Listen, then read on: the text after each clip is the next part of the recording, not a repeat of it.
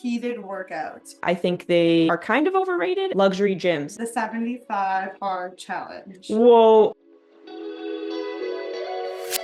Hi, everyone. Welcome back to the Always Active podcast. I'm your host, Katie, and today I have Kyra on the podcast. Welcome. Hello, thank you for having me. I'm excited to have you back. Last time we did an audio only episode, so today we're on video. So changing things up a little bit. If you want to hear Kyra's fitness journey, I'll link that below.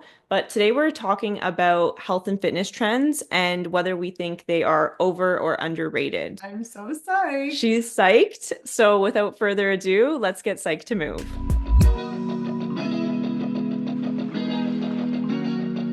So the first fitness trend I want to get your take on is heated workouts or hot yoga or hot Pilates. Okay, I like that one. My take on it, I had a hot yoga membership last year and I really enjoyed it.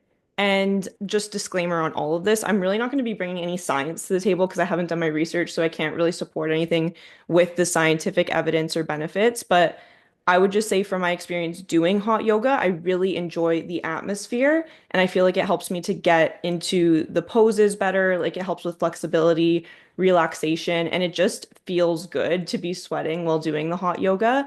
But from a scientific perspective, I don't necessarily know if there are any substantial benefits to it versus just doing a non-heated practice. So, yeah, what are your thoughts? I think it comes down to just your personal preference. Hmm. I have a lot of girlfriends, especially, that really don't like to sweat when they work out. So they'll do things like bar or reformer Pilates that are lower intensity, and it's still, you're going to feel the burn, you're getting a good workout in, but they don't like to sweat. So they actually just prefer to do a workout that you don't have to sweat in. And some mornings I like to do that too, because you can go to your class and like do your makeup and your hair and you don't have to worry about leaving drenched in sweat. My personal preference is heated classes. Yeah. I like hot yoga classes a lot. I feel like, to echo what you said, it makes me relax more. If it's a higher intensity class like a vinyasa flow or a hot Pilates, I feel like it just makes it a little bit more difficult. Maybe it raises my heart rate a bit more. I'm not sure if that's true. I've also done a 90-minute hot yoga class before, and I think we were just holding poses. It was a very low intensity and extremely hot, to the point that like I thought I was just gonna pass out from the heat. And we were holding poses for like 30 seconds. Like it wasn't like we were doing a flow or anything. And it was probably like one of the most difficult classes I've ever done, just based off the heat. So I think it's personal preference. I agree. I think personal preference for sure. And I do prefer heated versus non-heated because right now, not having the hot yoga membership, I've been way less motivated to do any yoga. Like, I've still been going to classes, but the experience is just not the same. So I think it was worth it for me to be, I guess, investing in a more expensive yoga membership just because it was more enjoyable and it actually held me accountable to go more often. Have you ever done an infrared heated versus just a non-infrared heated class? I don't know actually. I don't know how they Yeah. heated it. I honestly don't even know the difference. I feel like I have done each, and I've heard the infrared's supposed to be better. I don't really know why it's better, but I don't really notice the difference. I thought the whole concept was just it's hot, so you sweat more. It makes it more difficult to breathe, and you feel like you worked harder. Yeah, I feel like a lot of the heated therapies, there's different ways of heating your body for these wellness purposes. So, yeah, I need to look into that more. I'd be interested to know the differences. Okay, so my first one that I'll bring to the table is processed health foods. Do you think those are over or underrated? I think it depends who you talk to. For me, that this one is close to my heart because I eat a plant-based diet. So I feel like vegan is like a buzzword that people associate with being healthy, but I really think that that's not true. I think the hype now is like the whole foods diet. I think everyone I listen to in the industry like speaks about the whole foods diet. Even people who advocate for a plant-based diet, they're always like whole foods though. Plant-based but whole foods. And I don't think that there's anyone that says that these processed health foods are actually good for you. other than the people who market them. Yeah. So yes, I think that this one for me close to my heart because the vegan processed foods advertises health foods such as Beyond Meat or they'll sell the fake cheese. I personally do not buy into it. I don't eat the fake cheese or any of the processed fake meats. I'll eat tofu, which I don't know. I guess there's like mixed opinions on tofu. I'll eat tempeh, but if I am making something that's a fake meat, I make it from scratch. So I'll like blend like mushrooms and walnuts and make a meat sauce. I understand that processed health foods are not actually what they're marketed to be, but at the same time, I think that processed foods have a place in this world. And there's the convenience sometimes of like a protein bar, granola bar. So I think that in some cases, reaching for a healthy processed food versus an unhealthy processed food could be still a better option. So for example, if you have a box of Oreos versus a box of minimally processed, minimal ingredients, organic cookies, at least you're getting a little bit of value out of them versus a processed food that's just like sugar, enriched wheat flour, I don't know, fake sweeteners, like all of those processed foods. So I think it really, really depends. Like you need to know your stuff, know how to read a label, know how to read an ingredient list, and always look out for anything that's like a chemical or check the sugar content. And even if the sugar content's low, check what artificial sweeteners they're using because there probably is artificial sweeteners. Sometimes it will have high sugar content, but they use like date syrup. In my opinion, I think that that's a little bit better. I know it's Yeah. still not the perfect snack or like the perfect food, but it has that aspect of convenience. I completely agree. I think the knowledge and education piece is key, understanding how to read a label, and you need to think critically when eating these foods in some cases. I think it's nice from a convenience standpoint. And if you were to compare a chocolate bar versus a high protein bar, then that's probably a better option when you're on the go and have limited time. So yeah, I think there is a time and place for them, but I do think they are overrated in the sense that especially people who are new to the health and fitness space, they're almost marketed to because of the lack of education. And it's like, here, have this protein bar. This is a healthy option. And so then they make that a regular part of their day-to-day life, reaching for a protein bar because it's healthy, but maybe not every single day. Maybe only when you need something on the go, or if you didn't have time to prep your own homemade protein bars or something like that. There were two times that actually you were involved in both of these things where I came to this realization that these processed health foods are overrated, in my opinion. The first was when we went to Trader Joe's and Target and we did a haul of the American health foods that I've seen all over social media, things like high protein cereal or Pancake mix. pancake mix, those kinds of things. And then the other time was we recently went to this fitness event where it was sponsored by a variety of different processed health foods. Like there was some sort of organic popcorn or Low teriyaki calorie sauce, pizza. low calorie pizza, exactly, all these kinds of things. And they were being marketed to these very fitness oriented people as, oh, this is for you. This is for people who live a healthy lifestyle. You should be eating this frozen pizza. But it's like, okay, it's a higher protein frozen pizza option, but it doesn't mean that that should be an everyday essential in your routine. So those two events really shed some light on this. And something else that I use to help inform my decisions is the Yuka app. Again, I don't know how science backed that app is, but I do like it for a quick check. If I see a new processed food, scan the barcode, and then it gives you a rating out of 100 and it tells you what to look out for. Are there additives in this? Is it high calories? Is it high protein? And I think that's a good way to sort of get that baseline. It's a quick fix to be able to gauge the health of a processed food. Yeah, and I think just doing their best to avoid them. Stick to one ingredient. Yeah, whole foods, single ingredient. You said that on the Single last episode. ingredient. I agree. I heard something recently about eating whole foods. So whole foods versus processed foods. And I think another thing is truly understanding the definition of a processed food. Mm, Processing a food is like anytime you grind it up, you blend it, you like mix it, you bake it. Whenever you're doing all these things to a food, whether you bought it processed or you're processing it yourself, it's processed. Yep. So, for example, one of the things that I still make a lot, I love baked oats or oat flour. And I'll make my own oat flour by taking the oats, grinding it up, and then baking it. And I think what I never realized until I did a little bit more digging into the whole processed food thing is that's still considered processed. Yep. Like you broke it down using a machine, not your body. Therefore, it's no longer a whole food.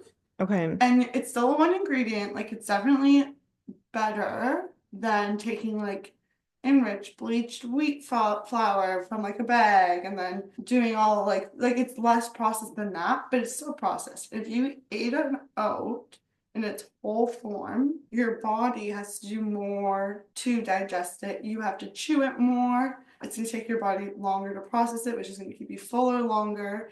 And another thing about plants is that they have this really strong cell membrane in plant-based foods that it's actually very hard. So that's why you have to chew it so much. So you break it down into small particles, and then your body's only going to kind of like absorb what's right on the outside. So some foods, like think corn, we don't digest it because the way that the cell membrane of corn is so strong and it's not bioavailable, I think is the right term.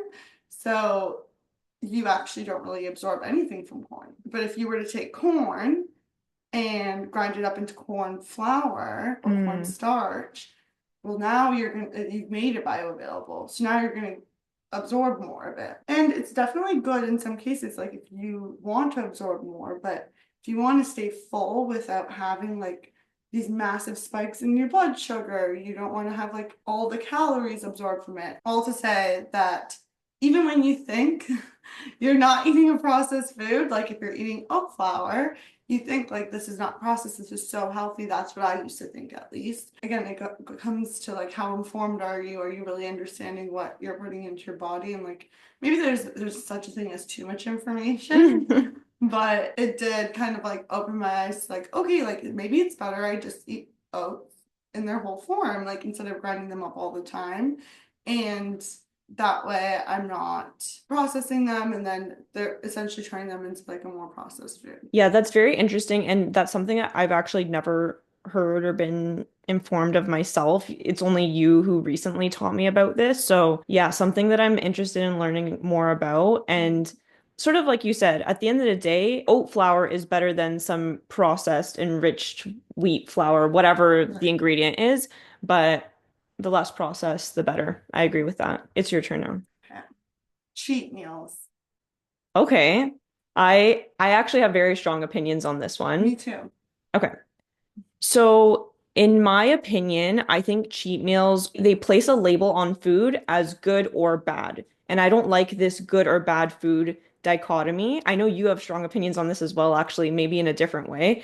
But I think that there is a time and place for all types of foods in your regular diet, as long as you don't have an allergy or some sort of intolerance that would completely prevent you from having them. But I think that in order to develop a good relationship with food, that means having whole foods, minimally processed foods most of the time, and limiting the amount of foods that you're having that are more processed or maybe a little bit less nutritious. But I do think that having a non-restrictive approach for most people is more beneficial.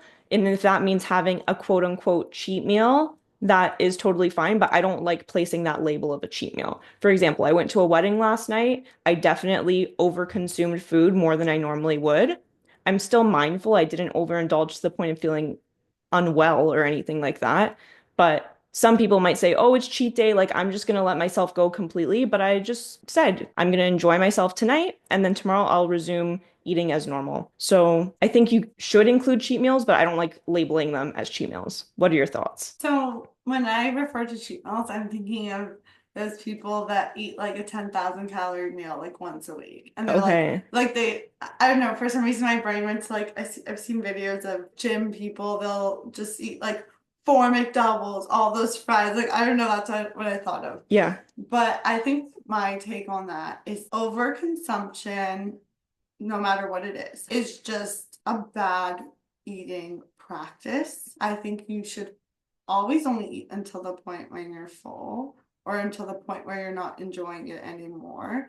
And everyone reaches a threshold, even if you're eating the most delicious thing in the world, where you hit your pleasure plateau. It's like the point where you're truly not enjoying it. Like you'll enjoy the first bite, you'll enjoy the second bite, and then it's kind of like you're not enjoying it anymore, but you're kind Hmm. of just not being mindful of what you're eating. I've fallen a victim to this habits before where you go out for like a nice dinner and you just eat all of it because you're like, this is my special cheat meal. And I think it's just a very bad mindset to have. I think no matter what you're eating, you should only ever eat to the point where you're full. And I don't think like wasting food is necessarily good. Like if you're out, maybe you take some home or you don't order so much where you're not going to be able to finish it all. But I think that the way I see it, it's like a math equation. Everything in life is a math equation. People think that if you have one cheat meal a week, it's like this is my cheat day, so it doesn't matter if I go over by 1,000 calories, it doesn't matter if I eat 10,000 calories. It's just a write-off and we start fresh tomorrow. But your body doesn't think that way. It's not like, okay, well, because today was cheat day, all those calories are null and void. It still has to do something with all that energy. So it's going to store it as fat. And maybe if the rest of the week you were like eating a little bit less and you're maybe in a deficit, then you overconsume, you don't notice a difference in a short period of time, at least. Like I'm sure over the years, if you will notice it. But I think that every time you overconsume, you're doing some amount of damage. And for that reason, I've become a little bit more mindful of. I used to be like, okay, like don't overthink it. Like who cares? I already cheated today, so what's another dessert? What's another this or that? But now I think of it more like, no, like my body's storing that somewhere. Like I've now consumed all this extra energy that I didn't need. And so it's gonna store it until like it needs to use it for energy. Like it has to go somewhere. So now it's kind of changed my perspective. And I think it's important that if your body is craving something, like you really want to go out for a nice dinner, like you shouldn't be restrictive. Hmm. I think it's good to also like have a little bit of fun in life sometimes, a little bit. But at the same time, don't do damage to your body. Like, don't overdo it. That's my 2 cents. And I think like the videos where it's like, oh, I go and I order all this McDonald's and I eat it all. Like, watch me eat 10,000 calories of food. It's like, first of all, I want to throw up. I hate watching people eat. But like, it's also just like, whoa, what are you trying to spread here? Like, this is kind of absurd, but Hmm. also to each their own. I think if it works for some people and if you're like responsible about it, some people are like, I'm gonna eat super clean all week because I know I can like eat my shawarma plate on Friday night and that's how they keep themselves on track. That's how they stay disciplined. And if it works, it works. For me, once I eat one shawarma plate, I want a shawarma plate every single day. So, and I don't eat shawarma, I eat falafel. Yeah, I would say overall we have similar, but maybe conflicting opinions in some ways. But I do think overall it's sort of like everything in moderation. Anything to an extreme can be harmful. And for me, everything I'm doing is in the pursuit of health. I think our relationship with food is extremely key to our pursuit of health. And if that means having a pizza on a Friday night every once in a while, I don't think there's any harm to that in the big picture. I think I've also had personal experiences with this where I find myself where I'm like a little bit too restrictive, and then it's Hmm. Friday night, and then I have a taste of the pizza and I eat the whole pizza. You overdo it. Yeah. And I think it's definitely personal to everyone, and that's why my opinion is, and I'll preach it, but I don't necessarily practice it, but it should just be enough to like enjoy the taste of it and have like one piece and be like, that was good. And not eat yourself till like you're sick. Yeah. And I used to do that. I would Yeah, go to the all-you-can-eat sushi places and exactly. eat to the point where I was in physical pain lying on the floor because I just ate so much food. And it's taken years and it's not an easy thing to figure out. I think we're always working on this relationship with food, but with time, you do end up improving it. I'm very anti-food waste. But one thing I always say is is it more wasteful by you eating it when you don't need it versus it going in the compost? It'll feed the planet. I guess so. My next trend that I want to bring, I don't know if this is a trend, but it's just something that's prevalent in the fitness space is luxury gyms, luxury fitness memberships. Over or underrated? I think they're rated just the way they should be.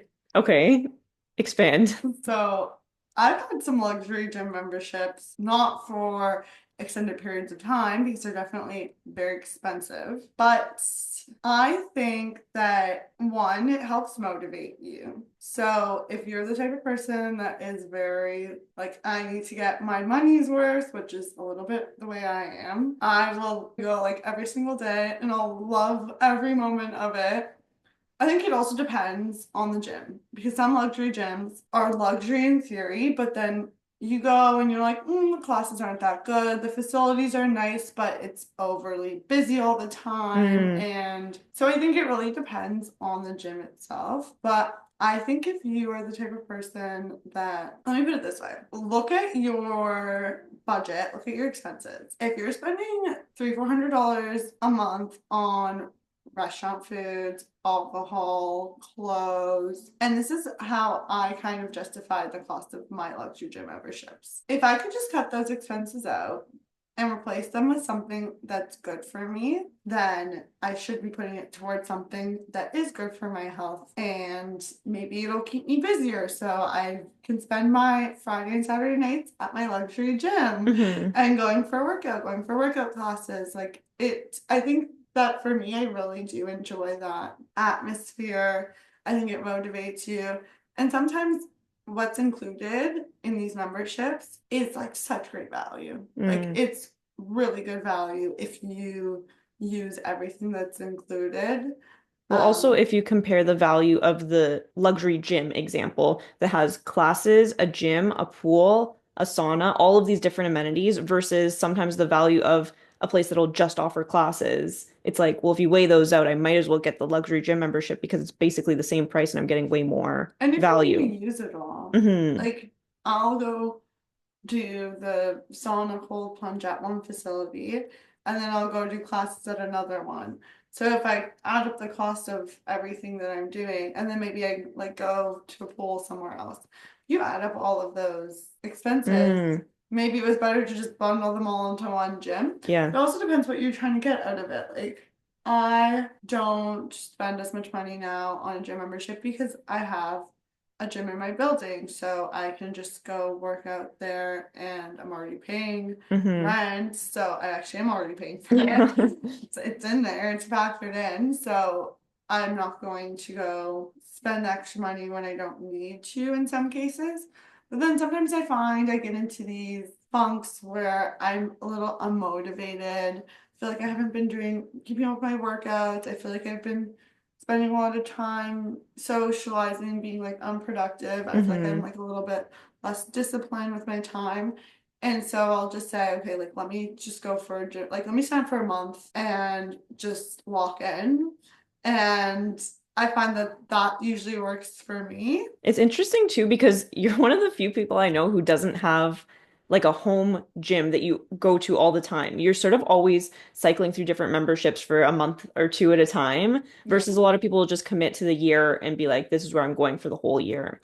Maybe it's because I haven't found anything that has everything I want. There are definitely some gyms that do have everything I want that I would get a membership, but maybe they're not close enough to me. Like there's always kind of some pro and con that like I can't justify it. And I think that also my reasoning is you can exercise daily and spend $0. So for me, it's more of like a motivation discipline thing because I can stay active for free.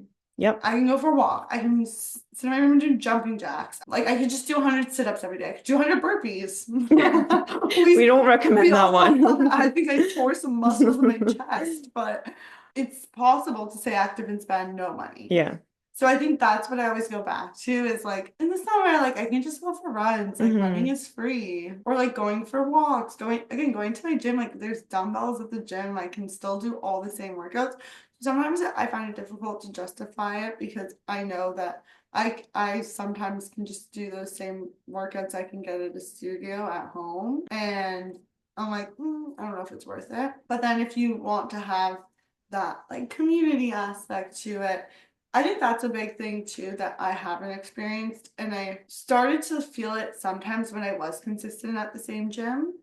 And I think it's a really, really great way to keep you engaged Yeah. and keep you motivated and accountable is by finding that community at the Hmm. gym you go to and having people there that you're not just going for like the physical workout, you're going for the social aspect as well. So that's definitely something I want to find one day, but I haven't yet because I can't commit to gym. Your thoughts? My thoughts are a lot of the same as yours. I think that if you can afford a luxury gym, if you're not breaking the bank to get this luxury gym membership, that's fine. I personally have never had a luxury gym membership aside from when I worked at a luxury gym 5 years ago. And then I wasn't even using my membership because I was working so much. But yeah, I think it's something for me where I am at in this stage of life right now. I can't personally justify spending the money on it, but I can totally see the value in it. If you pay for it and you use it regularly, then go for it, to each their own.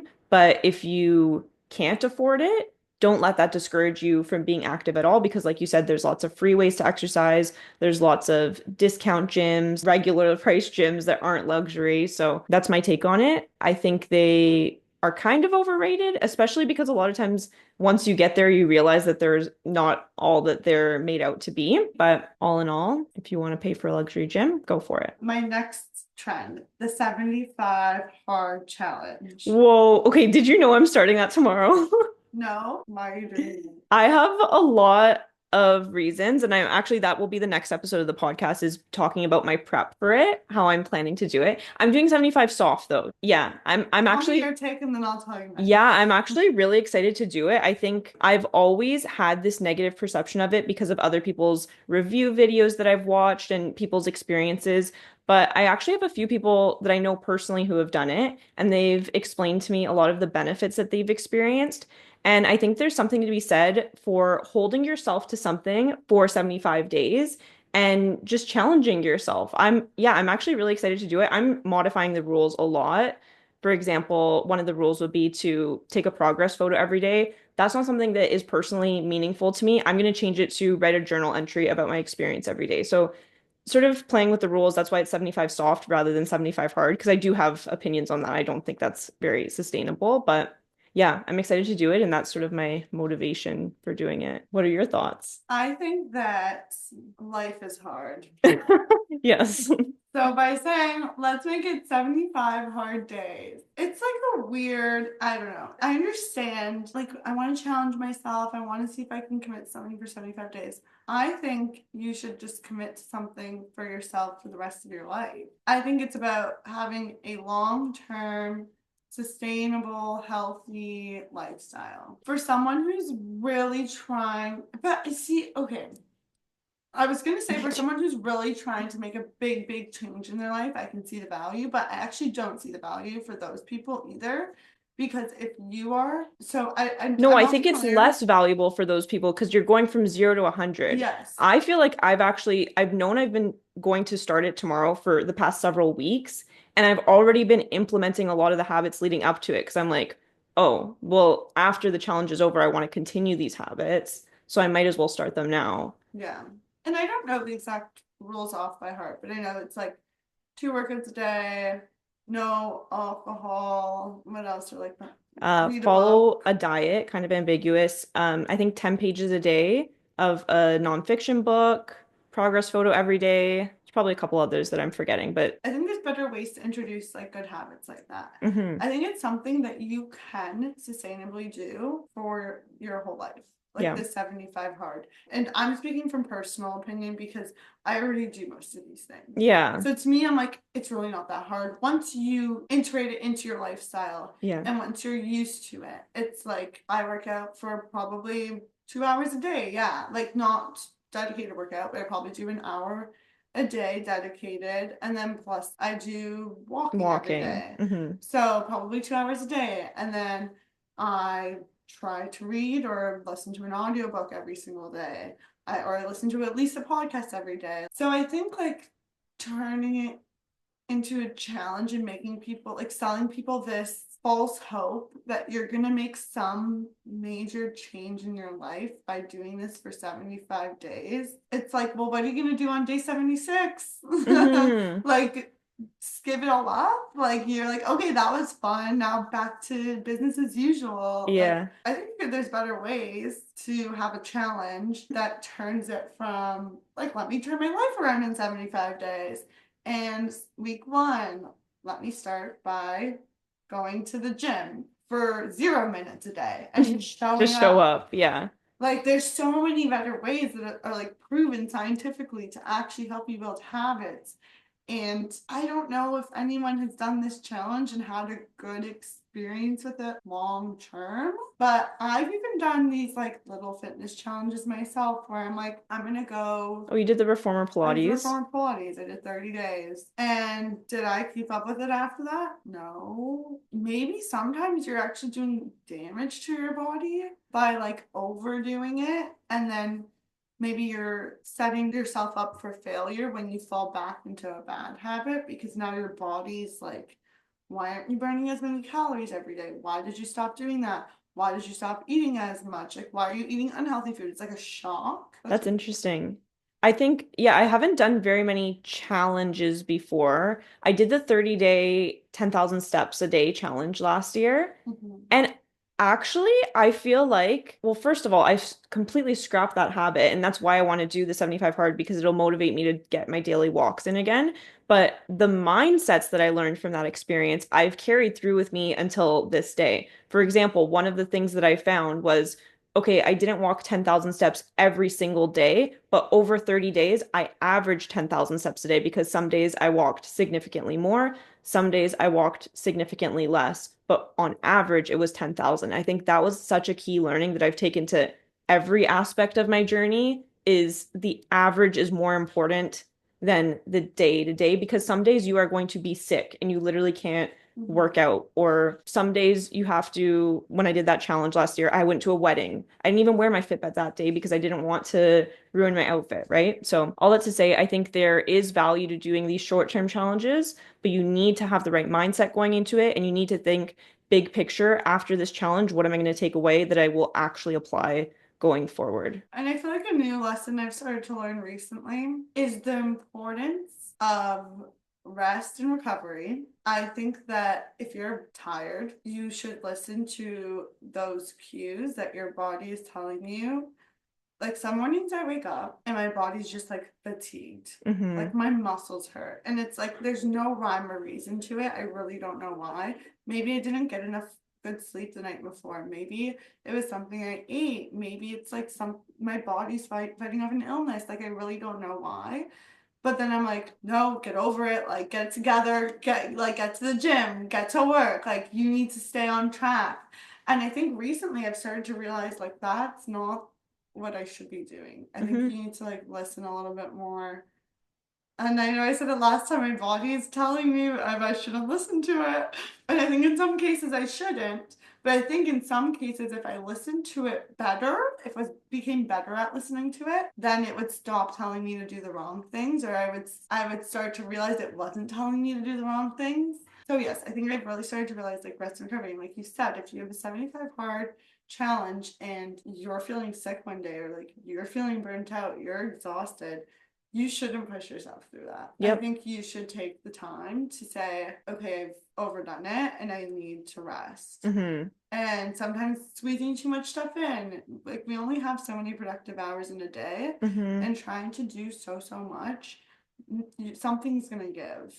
I agree. And you need to A, have like built yourself up for your body to be able to handle that type of stress, but B, like sometimes your body just can't handle that type of stress, and you just need to know when to stop and know when to rest. I agree. I think we have, even though at first it seemed like we had a very different mindset on this, I think we actually are quite aligned because we are thinking big picture, sustainable routine, Yeah. taking care of yourself, overall wellness. I think I just personally wouldn't commit to 75 days Yeah. because what is that, like 2.5 months? Hmm. I don't think it makes sense to commit to 2.5 months of doing like being in this strict and like people kind of are like, okay, no fun, like fun is over, like no going out. But like I personally don't think I could ever even take 2.5 months of my life and just like walk in like that No. because you need to have at least like 2 days a month, in my opinion, of like I need to like go see my friends, like I need to Hmm. go out for a dinner, like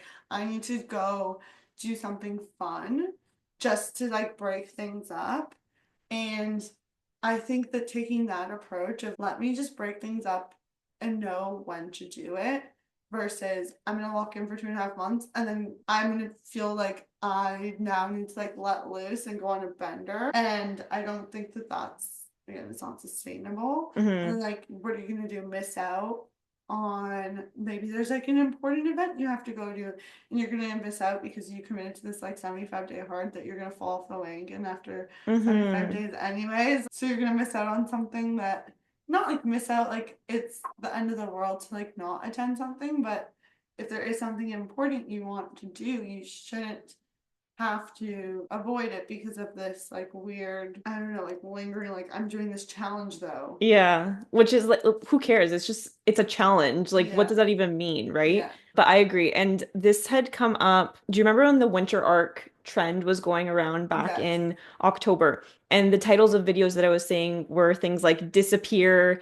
and reinvent yourself, go ghost and become unrecognizable. And I'm like, that doesn't make any sense. Like, you're gonna use this winter arc period and isolate yourself and not have any fun. And you're going into the holidays, and what are you just not going to participate in any of these activities? So I agree, it's not sustainable. And what you're saying about like there's events and stuff to attend, I know for a fact as of now, I have two bridal showers, two baby showers, and a wedding that I need to go to during the 75 days. I have kind of a plan going into it, but it's going to be interesting to see how do I balance this enjoying life while also trying to hold myself to the 75-day challenge soft version, not hard version. I think you still kind of enjoy I think fun you can. events, Yeah. but you also like I said, like what if you're exhausted, like Hmm. things like that.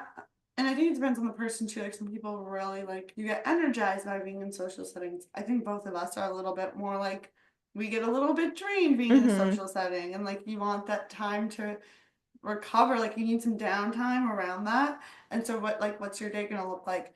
Gym at 6 a.m., bridal shower all day, talk to people, like be on your feet. But you can't really eat any of the food there, so you're gonna like eat before you go, and then you're gonna be like out all day doing that, and then you're only drinking water, which I think is completely fine. I do this all the time now Hmm. because, like I said, like life is hard. That's my challenge.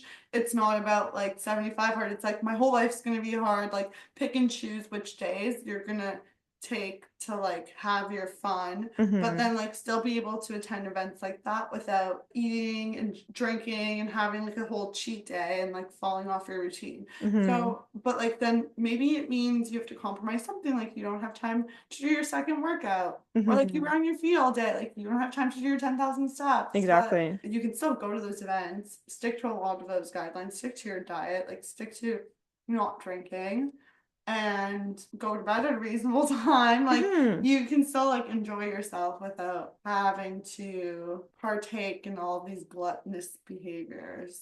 I agree. And that's just something that's just in general for life. All these Yeah. social events are centered around food and overindulging and presenting you with a variety of usually less nutritious options. So navigating that is a whole challenge in itself that we could go on forever about.